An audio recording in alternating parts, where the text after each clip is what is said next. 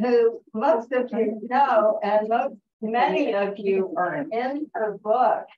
And this is, so it's more like a old home week rather than a traditional lecture.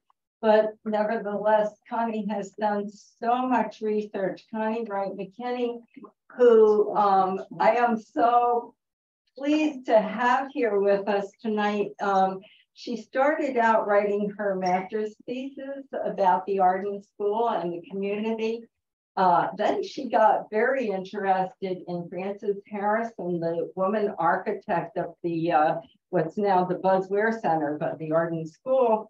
And I remember coming to her house shortly after she made a breakthrough, because that was a journey in and of itself. And she was so pleased that she learned more about Frances Harrison. And then, you know, Connee also because she was a trustee of Arden for many years and has done countless projects for the Ardens. She interviewed, and many of you have been interviewed by her, over 70 students and teachers for this, this wonderful book. The photographs are fantastic. If you haven't had a chance to come up here, there's some of the photographs blown up and some others that you can see after her talk. And what I really love about this book is not only the words of former students, but she took us through events, national and world events, the Great Depression, World War II, communism and the Red Scare, the Korean War, civil rights and desegregation. And I just am so proud to have Connee as a friend and neighbor. Please give her a warm welcome.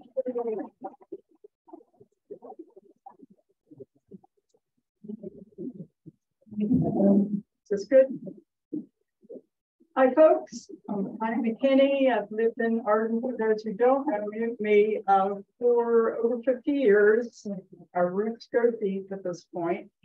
And we came here to Arden in the fall of 1969. The school closed the spring of 1969. And I'll tell you quite frankly that when we arrived, we felt a sadness in the community. And I'm sorry, I should all think about it. It was a loss, and people used that word. They said we lost our school. And I went to elementary school. I had a good time, but I did not connect, I felt, in the way that the students at the Arden School connected. It was a very different reaction. So I kind of filed that back of my head and thought about it over the years, got involved in things at the school. And then when I decided to write my master's thesis, I wrote it actually on all the controversies about education at the Arden School. It was not, there were people who said it's too regimented and it's mass education. We don't believe in that regimentation. So I sort of took that tack for my master's thesis. But when I got done with it, I was still working. And then I decided when I retired that I would interview the students. Because I thought, what about the students? What did they think about the school? So I interviewed 70 students, plus there were two teachers, Cody Morley and Mimi Cavanaugh Little, just blah, blah, last name. I interviewed those two, and the rest were students. I went back, Bob Wynn, I see you here, Don Holcomb, Margaret Stewart, some of the first Arden School people. And then I mostly interviewed people who went to the new school. I just want to tell you that I did this is just initial stuff. I did this book, it's done. The first printing is gone. And I have an ulterior motive here. I'm trying to determine, should I do a second printing? Yeah. Wow. All right, do we need a vote? I found a couple typos. Oh, so painful. It just doesn't sit well, you know. And then Maria and Ellen, a couple people gave me some more names on captions. So I have already incorporated those into the proof. And so I'm just trying to decide if I do a second printing, is there enough interest? It sounds like you're already. Yeah, true. Yeah. What I'm going to do back there in that table when you first come in, I have a business card and it has my Gmail address. It says ardenschoolbook@gmail.com. You can take that, send me an email if you're interested. I don't need to know about, you know, buying anything. Just I will tell you when I have the book, and it'll probably be I don't know, 3 weeks from now, somewhere in that range. I've already talked to Brenda. So I also, my daughter conjured up a Google form. If you want to use that, go right ahead. It's on the iPad. Or old school, there is an index card that you can write your information on if you like. So I'm accepting all 3 modes of communication. And if you would put the card in what I'm going to call the buzzer box, because it has a picture of our cat Buzzer on the top, if you would just throw that in that box, I'd appreciate it, and collect all that information. And then I'll just let you know when I get the book. I wanted to do one thing before I started. I would like alumni of the Arden School to stand, please.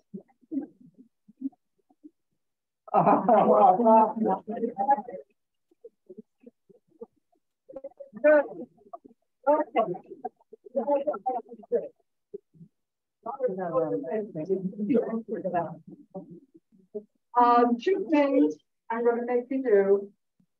If my voice starts to fade, I want you to say louder.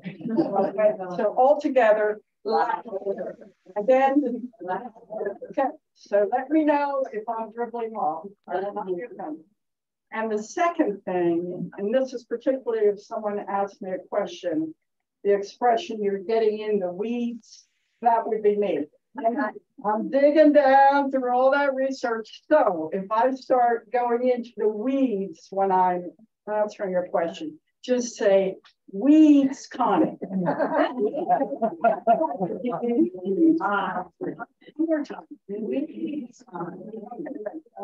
All right, so you know that's just I don't know, it's a personality flaw or what that is.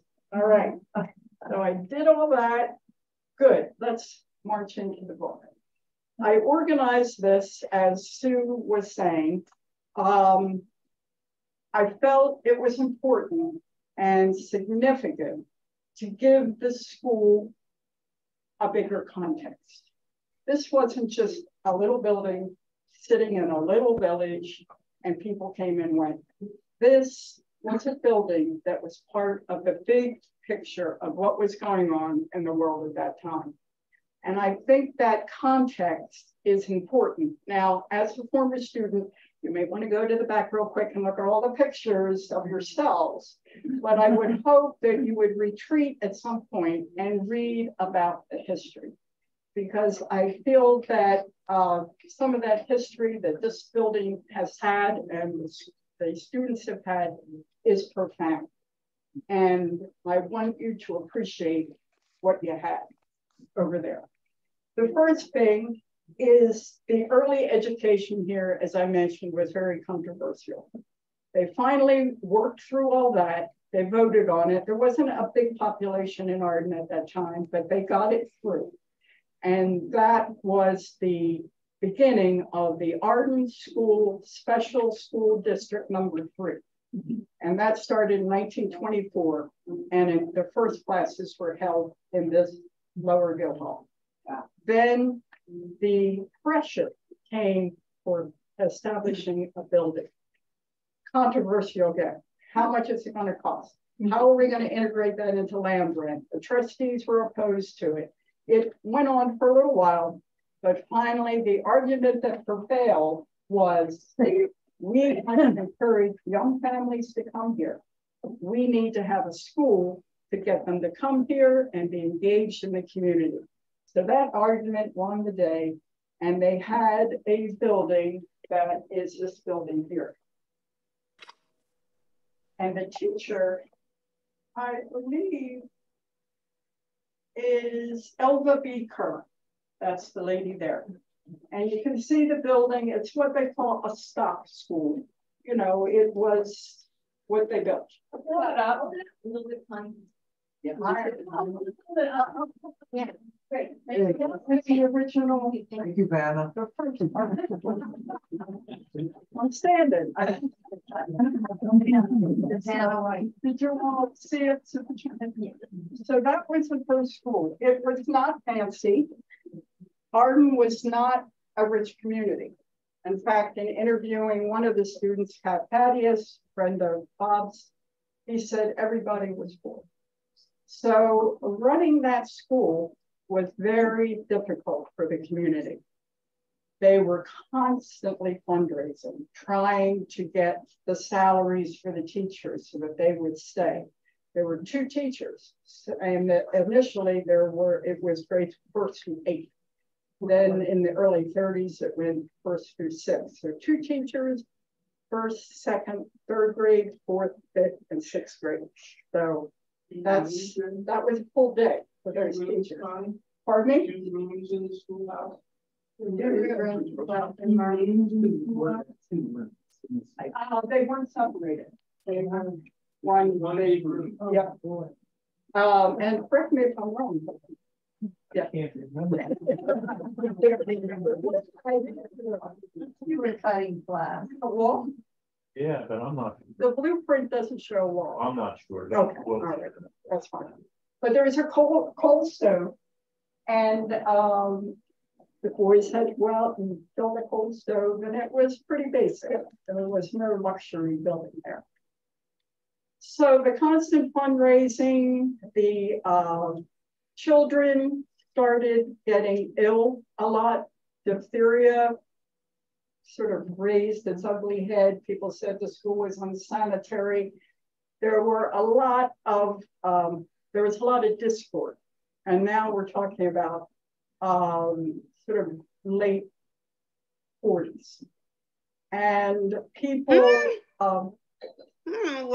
started saying, I'm going to pull my children out of the school. I'm not going to use the school.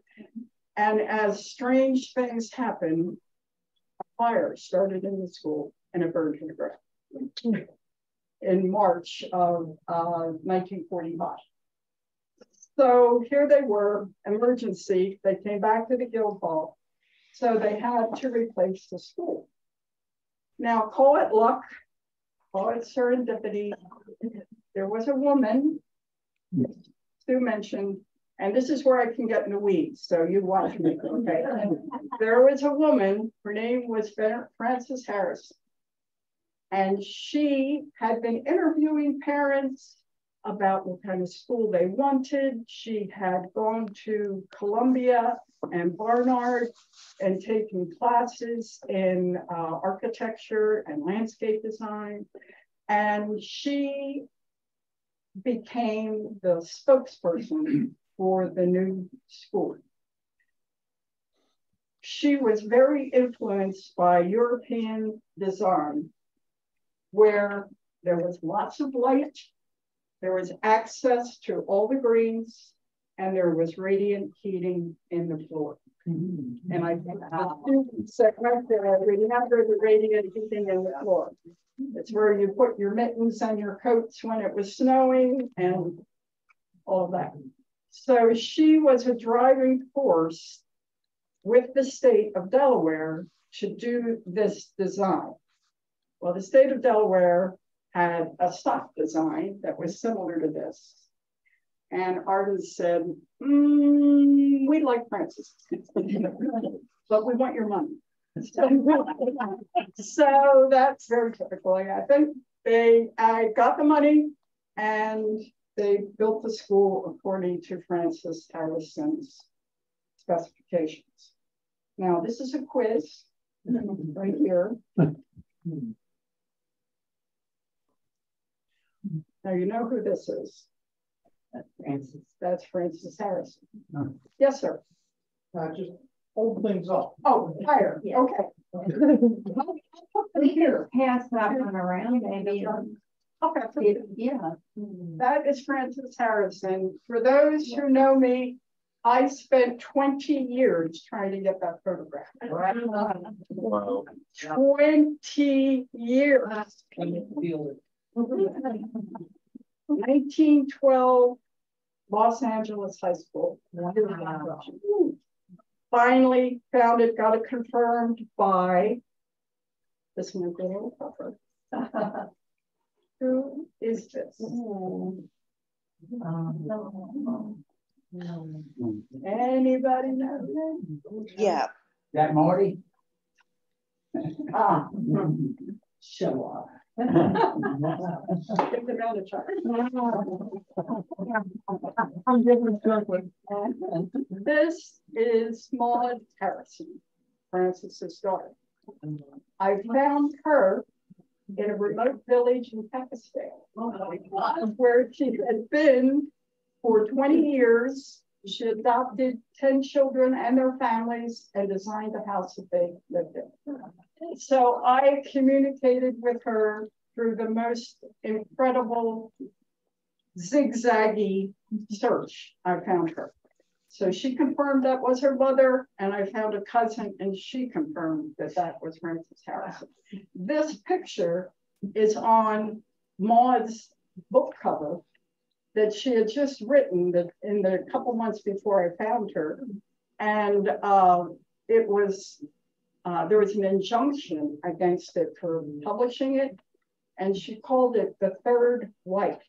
So that kind of gives you maybe some inkling of there was a problem, you know, and why she wound up in Pakistan, I'll let you figure that out. So, excuse me. Oh, wait, I'll put these out.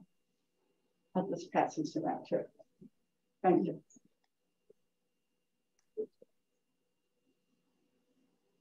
So the new school's built, and now we go into World War II. This was a particular quest on my part because Bob, and I hate to keep singling you out, I'm sorry. He related to me a story of when he was a student, and a representative of the military came to the school to inform the teacher, her name was Miss Biggs, that her son had died in a World War II Japanese POW camp. Oh, no. And he remembered that story for all those years. And as a child, how you would be impacted by that. And I thought that was very powerful. And I was determined to find a photograph of that young fella who died. I finally did. So he's in the book. Also, there was a fellow named Ritz Thomas. And a lot of the old folks who I interviewed talked about Ritz Thomason. He was a good ball player, and he was a significant figure in a lot of the children's lives. He died after fighting in northern Italy. You can imagine, on a tank in northern Italy in World War II. And then he was assigned to the Italian coast, and he died in a tank battle there. So I found his photograph. And then thirdly, some of you might have known the Ware Twins. Yes. Joan Ware's two brothers, Jimmy and John Ware. And Jimmy unfortunately died in very close to the end of the war in 1945 in a battle in Germany. And he was the son of Buzz Ware, who is here, and his wife, Jimmy, here. And this is Don Stevens, the grandson of the founder of Arden School. So I tell that story briefly about the people who, and there were others, but they were the three that I focused on, and then listed the names of other people who had served in the book. I also wanted to talk about the staff at the school because there were several staff people that also served in World War II. There was a family called the Peonies. I don't know if any of you. Right. A Peony here. Okay. Michael Peony here. Michael Peony, yes. Are you back? Hello there. I see you guys. His mother, Elizabeth, and I just recently found this out when I was talking to her. She was a nurse in the Pacific side of the war, and she served the soldiers when they came off the hospital boats. So that was one staff person. The other one was Walter Hostler, who many of the students talk about. And he was a what they call a waist gunner. Terrible thing, basically. But he flew missions out of England over Germany mostly, and then he also was engaged in food drops during the end of the war. But he served in the war, and then Patrick Devlin. Patrick Devlin, he was in in the Pacific War, one of those landing crafts, not the kind that drops down that you see in the movies. But it was a rather treacherous position that he had. But he served in World War II. And I thought it was important to include that. And part of that reason is because of the pacifist tradition of a lot of the residents of the town. The Colgan family, there was pacifism certainly in that family. And my husband and I, certainly, that was our background. And so there was that tension in a small town, who serves, who doesn't serve. It's difficult. These were difficult things for the residents at that time. Any questions thus far? I don't want to narrow down the question. I don't believe this. Okay. But just shout it out if you have it. Okay. And then there is the Korean War, of course, which is almost a war that we unfortunately forget. But I do believe that, is Jody Kazan here? No. No, okay. Did he was in Korea? No. He wasn't old enough. Where? He wasn't old enough. Not old enough. You know, he was Didn't he serve at some point? Yeah. In Korea? I think one of the islands over there. One of the islands, Yeah. Okay, all right. Faulty memory, sorry. But I don't know who in Arden served in that war. So if anybody has that information, I'd very much like it. Now, this is a very interesting part of the Arden School history. And this is the desegregation era. And a lot of you know this story of the Anderson family who moved into Arden. And Arden School was founded in 1950. Stated purpose was to bring people out of Wilmington, be racially equal. And Dr. Anderson, Victor Anderson, had 6 children, and he and his family moved to Veal Road in Arden. The school, they registered their kids. 3 of them went to Claymont. They registered at Claymont. The other students were they were younger, they were in the Arden School. And Arden was like, of course, come on in. Now this is 1952, 2 years before Brown. And I think we all know that in the Delaware Constitution, separate but equal was the law of the land after the Supreme Court did Plessy versus Ferguson. So Arden and the Anderson family and the family that went to Claymont and a couple other families around this area, Hockessin, they became part of an NAACP court case.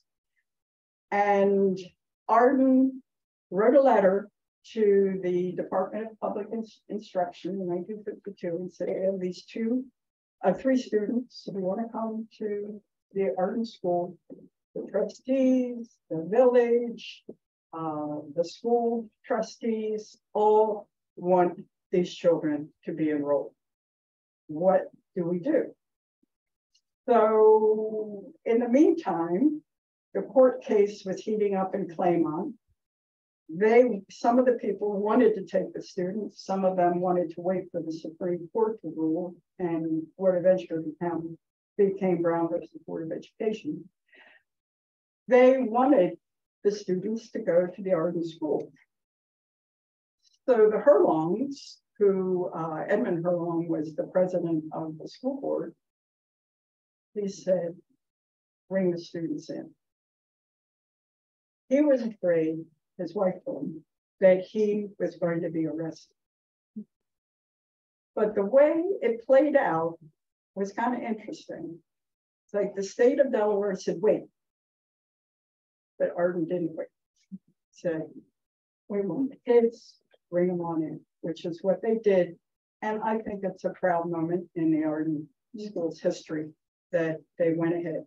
And Bill Frank, who was a local journalist, said, the state had so much going on, they didn't want to mess with Arden. And I think it was probably right.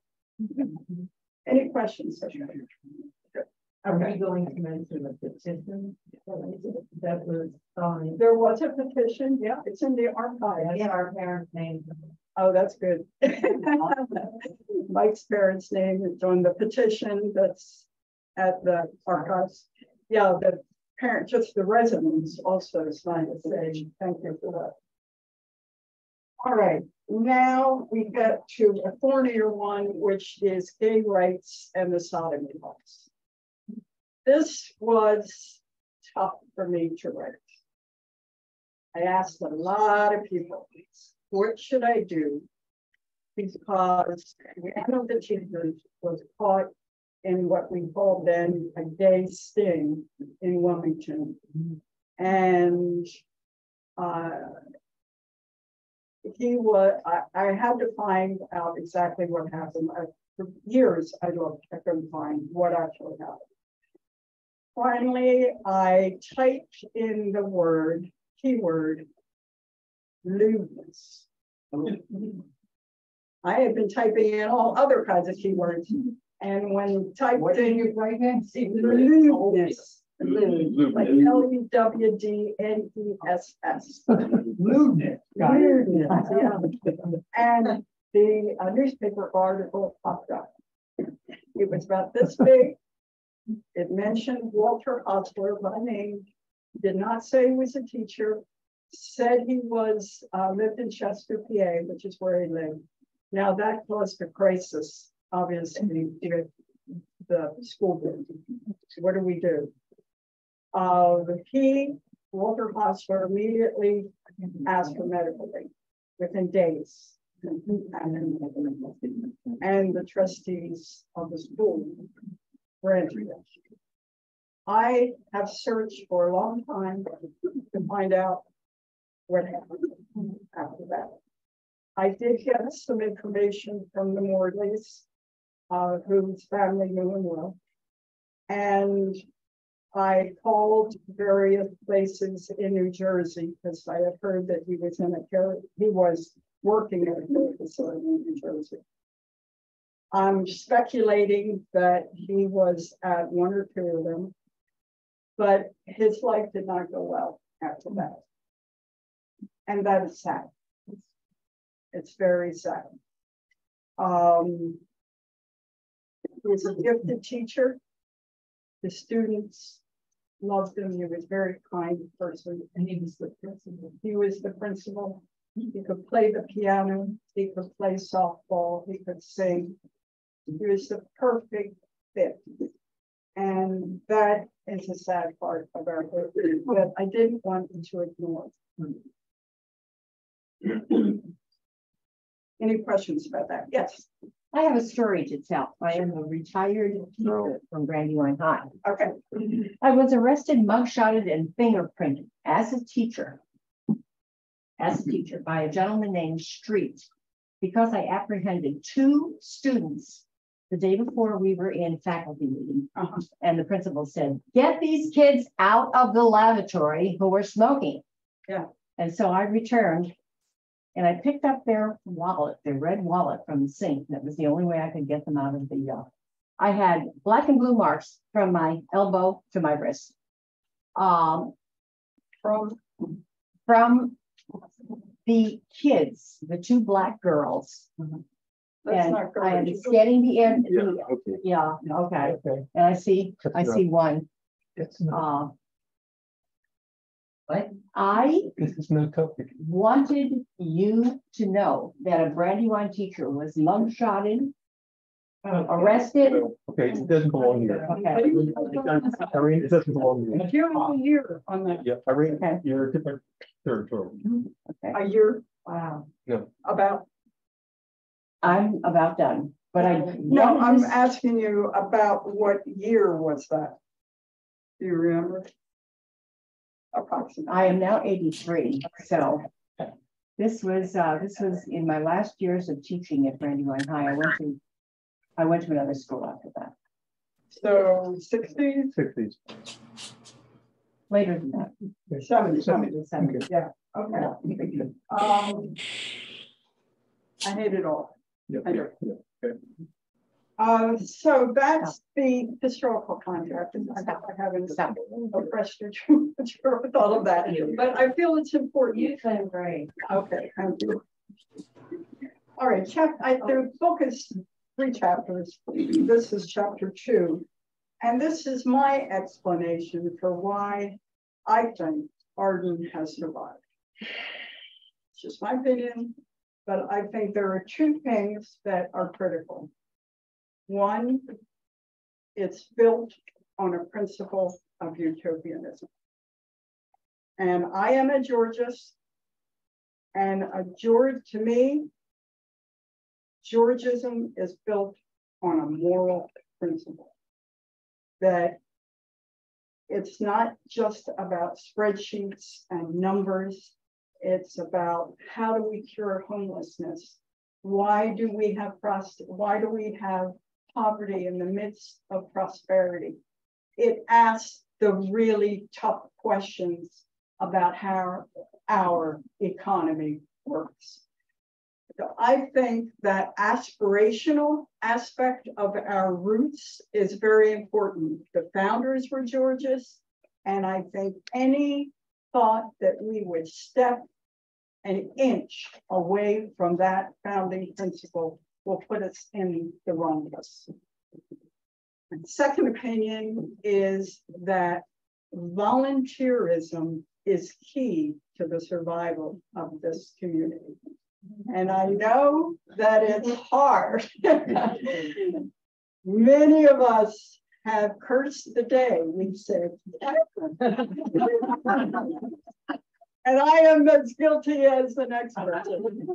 You got to be strong sometimes, but it engages us. And I think the most important thing is that when we argue and have discord, there's an opportunity over here where we're working together, or an opportunity over there where we're working together. And somehow or other, we kind of fumble back together with that community spirit. But I think that volunteerism in institutions like ACRA, I mean, it is an amazing organization. I would love to know who the founders were of ACRA. I know that the Colgans were, but after that, it gets very fuzzy. So if anybody can get me that information, I would love to know that. Because that's an organization that brings, as we all know, the 3 Ardens together. Yeah. So that when the kids go here and there and everywhere in the summertime, they unite back. And all of that, I think, is key to the survival of us as a community. So ACRA, of course, is very important. And the pool, of course, the pool closed by the time we came here. I'll call it the creek pool. And there was a lot of sadness about that because it was affordable and lots of activities happened down there. But times change. We have to transition. Hygiene is important. The suburbs, you would know, the suburbs, it became the standard that you had a home. So we were fortunate enough for the Morley family to step up. And I'm going to share this. I hope I don't embarrass you. Their father took out a second mortgage on their house to help fundraise for the poor.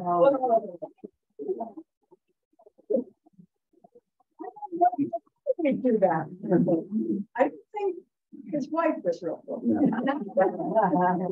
But that's amazing to me. That I don't know that I would do that. I have to be honest. The pool, the club, this building, of course, all of the opportunities for us to interact and build memories, lasting memories are so important. The theater, Cecilia knows all about that.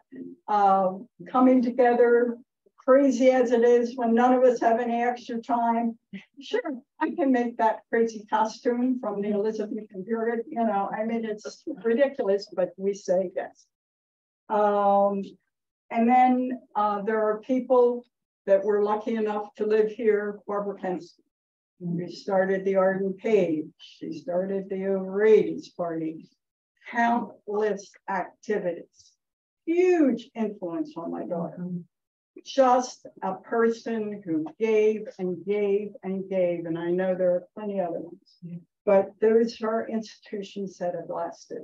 And we should honor our volunteers in some way, rather than thank you for doing that. I think it would be wonderful to have volunteer day, something like that. Now, chapter 3 is the one I know you will be most interested in. Here's my book. This, thanks to Alan Cleven, who gave me the suggestion. He was one of the readers initially of this. He said, it's kind of like a scrapbook. And that was really a great idea because I have this kind of disjointed thing in the back. And so I treated it like a scrapbook. But I'd like to read you now about what some of the students said when I interviewed them. And we were very fortunate with some of these students. Ann Page lived across from the school. Here she is, a little person. Okay. Can you see that back there? Or she's up a sliding board. Ann Page said, a few years ago, I took a creative writing class. One of our assignments was to write about the place where we grew up. When I read what I had written about Arden, my classmates were amazed. They said it sounded like utopia. And I said, it really was. Anne Smock, some of you will remember, taught us square dancing. My square dance partner was usually Billy May, but I always liked to be swung around by Gordon Salter, the tallest boy in the class. He would pick me up and swing me around so that my feet never touched the floor.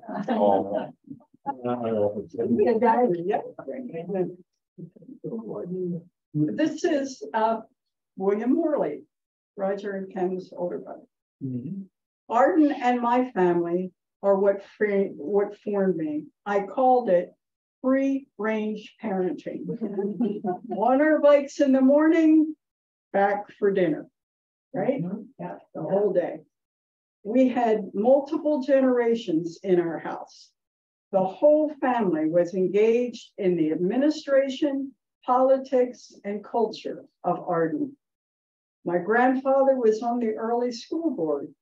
My aunt was village secretary and sang in Arden Singers. My mother was in the orchestra. She played the violin. I would go to every performance and sit in the front row. I usually wiggled out of piano lessons. Jody Kazan, where did he go? Here he is. Arden was a time of no pressure. I revered the time I have spent at the school and living here. Our basketball court behind the school was lighted. A couple of students mentioned that you could play there at night. It was the best all around. Arden is like a rubber band. It pulls you back. I think that's sweet. Brenda Andrews Washington. Yeah, she broke her leg right before a play. And Walter Hostler came up with some kind of contraption so that she could stand and still deliver her lines.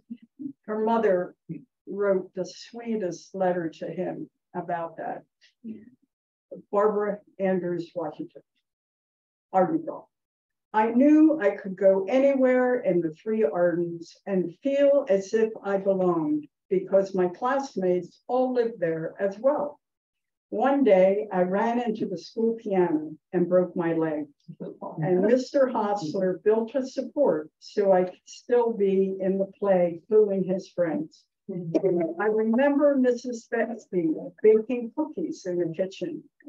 When I tell my students about our small schoolhouse, they think I was born in the 1800s. That was really great. This is very interesting. Phyllis Hahn, remember the Hahns? She talks about her teachers and stuff, but then she talks about professionally about the school. I have often thought about the assets of going to the school as I evaluate schools professionally, using a development model. If a child has as few as 5 of these assets, they feel protected and have a better chance of success in school and in life. Here are some. Arden had them all. Family support, a caring neighborhood, a community that values children, adult role models, creative activities, and many more. And I think, we would agree with this. This I thought was so interesting. David Ganjemi. Remember Ganjemi? Okay. Yep. My first grade teacher, Miss Stanton, who taught many, many years of school, had pure white hair and gave us all a hug every day. That's a good way to start the day. I have a few more if you'll bear with me. Marcy Cleven, Eston.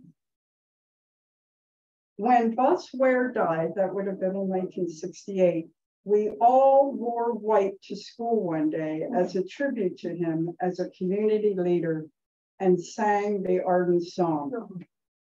On snowy days, we brought our sleds to school. A half day was cold, and then we went sledding down Pond Lane all afternoon.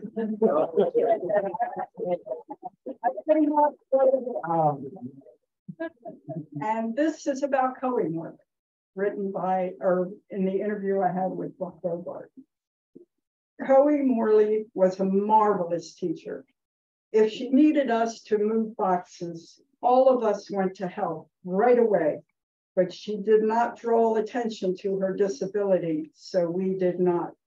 She inspired us. And there's a footnote that Coe Morley was severely disabled by childhood rheumatoid arthritis. Her skill and warmth as a teacher was often mentioned by the students.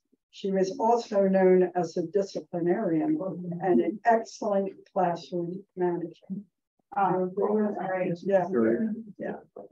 So those are some of the stories. There's a lot more in here, but I picked the ones that I thought you would find interesting. How many during time? You're fine. Okay. Yeah. At the back of the book, I have an appendix, and this isn't a hustle to buy the book, please. You know, give a copy to the library and to the archive. Where I felt I needed to do profiles of the teachers. So the ones that I felt I could do with some accuracy, and the staff. But in the appendix, I have just 2, 3 little sad pictures of reunions.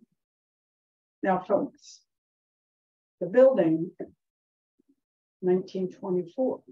What's the year now? Oh, Yeah. 1 years. Don't you think it's time to have a reunion? I know there's informal ones that where people get together at the fair and stuff, but I think reunion. This happened after the school closed, but a lot of the students mentioned Gina Natalie. Oh, Yeah. Right? And she was a student, not at the school, she was older, who was sadly, tragically killed by a piece of playground equipment on the Sherwood Green. And it really became the origin of our playground committee to inspect the equipment and such. And Janet Williams wrote a sweet poem that I put in here about her and her. When I interviewed Gina Naff's mother, Anna Green, she was extremely moved by that poem. So thank you for that, for having it. Also, Anna Green had absolute zero negative feelings about the parent who had built that piece of equipment. Zero. She made that very clear that that was not how she looked at it. The other thing I put in here, do anybody remember Virginia Shaw? Yeah. Okay. Sweet lady who put me in my place rather forcefully one time when I chose to disagree with her. Never do that again. I was speaking out of ignorance, let me put it that way. She wrote a beautiful piece about her time at the Little Forward School on Silverside Road. Remember that had a big blue tarp on up for years and nothing for that. Yeah. She went to that school and she wrote the sweetest history of her time in that school. And that school was used from 1799 to 1939. And then it sat there from 39 until they just tore it down? They did, yeah. Well, they didn't, it's just stayed there. It's still there? Yeah. No, not now. They tore it down a couple years ago. Delaware, back to Delaware. He lives in that building. Oh my God. And I remember where they added a porch and a double car garage and modernized the whole thing. Yeah. And I have a quarter fireplace and thick sills under the window. I bet, yeah. But I remember that 1799, and I don't know whatever happened to that. Somebody's got it. Yeah, That's, I don't know. The corner set. No, it was Like a mantle. Well, that impressed me that it was And it was a house. It was the Forward family owned it. And they redid the whole thing, and we were looking for a place to live. Yeah. And we rented that house. And long after you lived there is when it went downhill again. yeah. A Forward son lived there, who was sort of a ne'er-do-well, and he didn't take care of it. And eventually it just fell apart. We moved there with Christine. It had what? My brother had a bedroom down off the kitchen with his own bathroom, and there was another bathroom upstairs. Amazing. I never saw it in that kitchen. And as I said, a double car garage. So my brother could have a free set there, but and all the Whaling shopping center, all that. It was all cornfields there. Right. Very well. The other part we got on had this big. Thank you for that. The other part of this is further reading. I came across a lot of really interesting books, particularly about Black history. The library has quite a few of them, very, very interesting. So I would encourage you, if you're looking at this, to do some of that further reading. Excuse me. And then I had to bring it kind of up to date, even though it was out of my, I was supposed to stop at 1969, but we had the murals, we had the quilt, there are things that I just didn't want to ignore. So there's just the 2-page spread, that's all. But yeah, somebody else can continue with that history. So I have that in here, and then I have this piece here. Of course, I have the poem, The Arden Child, and another excellent poem that someone wrote about Arden. And this is some of the activities that have taken place as the Buzz, as we call it these days, and that's in here. And then just for those people who are kind of research oriented, I put the questions that I asked people in the back. So kind of Yeah, good idea. what I was looking for. Right. Really good stuff. Let's get Connie.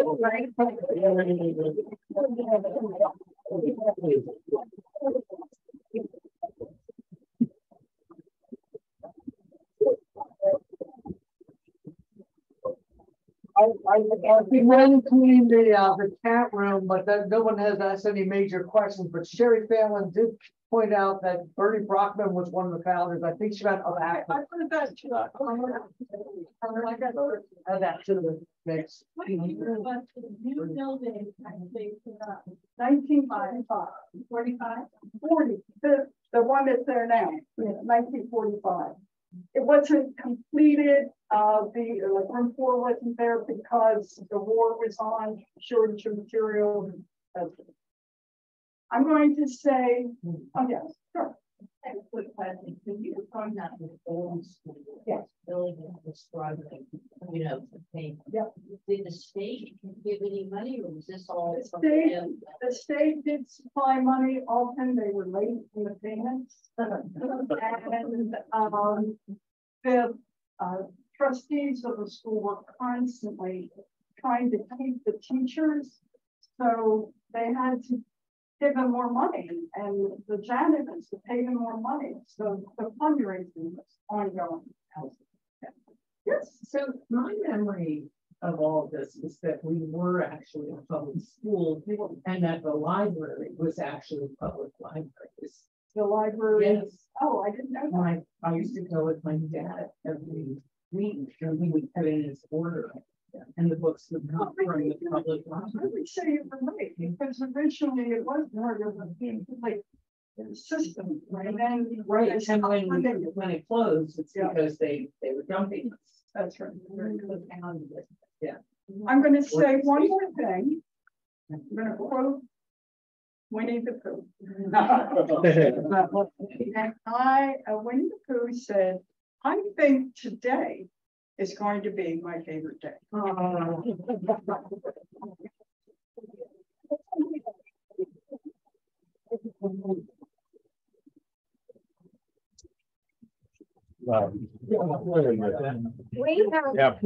have time for more questions or comments. And also I was remiss in not mentioning our refreshments that are in the back that David Reese prepared. So Yes. I didn't find out until years later, after I had gardening, that my father was the state supervisor for education. He told me when the people come all the time. We can't hear you so louder. You have to make sure that your physical education program is up and all the they can school, demonstrations and all kinds of things. And he recognized that when I could be on here. Oh, that was